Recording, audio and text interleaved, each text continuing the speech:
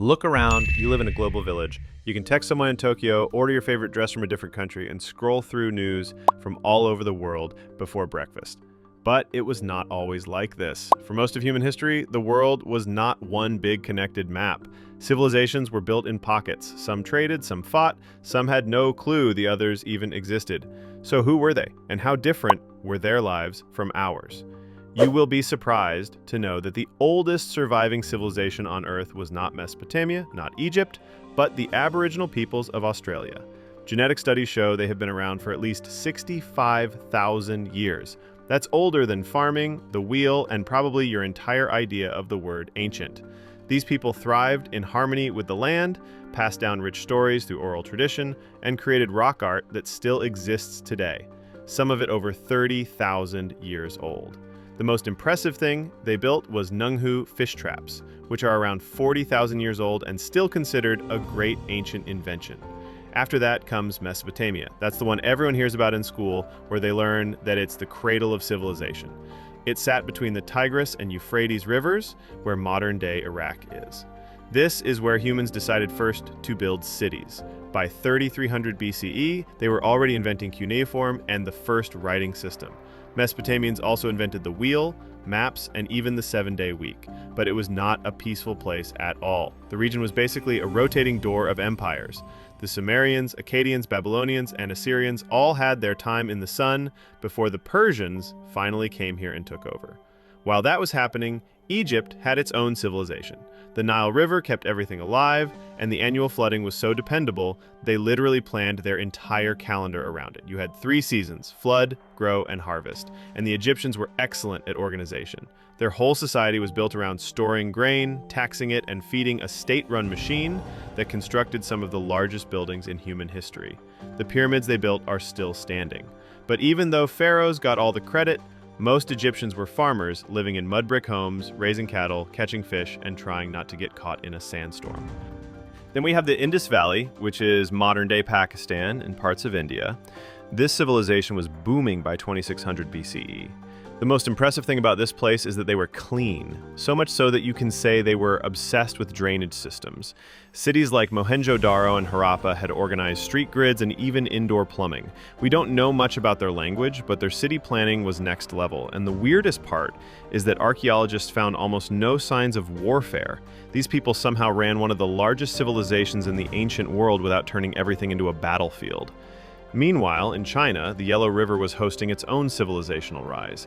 Around 1600 BCE, the Shang dynasty emerged here. They built cities, created bronze tools, wrote on oracle bones, and practiced ancestor worship with all their hearts.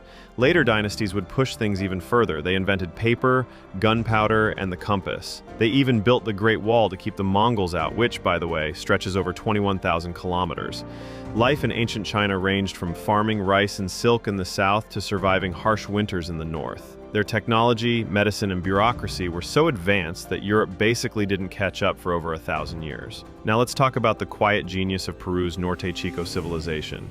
There is no sign of pottery or any written language, but somehow these people in 3000 BCE managed to build cities with plazas, pyramids, and public works out in a literal desert. They used irrigation canals to farm cotton and beans and built structures so sturdy they influenced the Inca thousands of years later.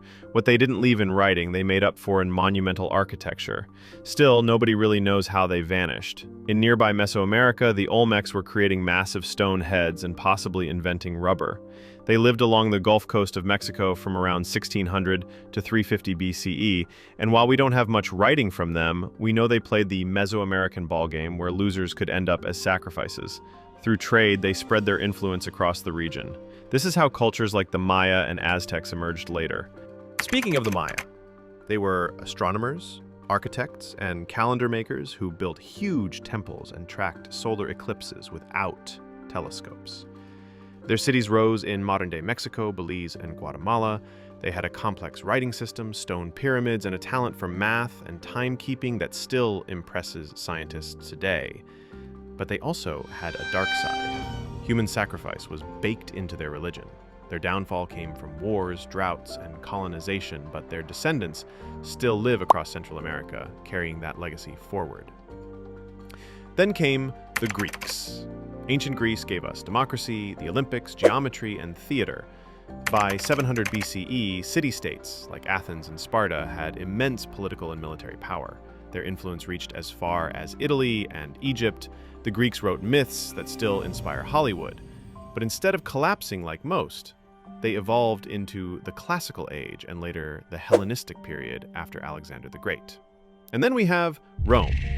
You already know the basics. It started as a village in 753 BCE and ended up running an empire so massive it circled the Mediterranean like a belt.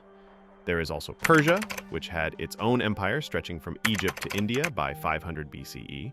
They built the Royal Road and let conquered peoples keep their customs, which is rare for the time. Their religion was Zoroastrianism, which is still practiced today.